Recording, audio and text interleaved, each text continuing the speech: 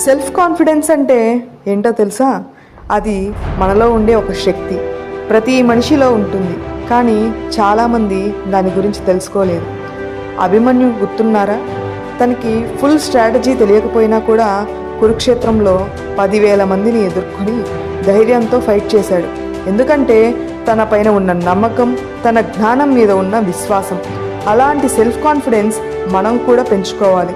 Mistakes అవుతాయి, failures వస్తాయి, కానీ వాటిని మనసులో పెట్టుకొని నేర్చుకుంటే మనం కూడా అభిమన్యులాగా పవర్ఫుల్గా నిలబడతాం. నువ్వు ఎవరివైనా సరే ఒక బిలీఫ్తో, ఒక క్లారిటీతో, ఒక కాన్ఫిడెన్స్తో నడవగలిగావా, అది నీకు సక్సెస్తో పాటు సమాధానం కూడా ఇస్తుంది. So believe in your self. నువ్వు చేయలేని పని లేదు.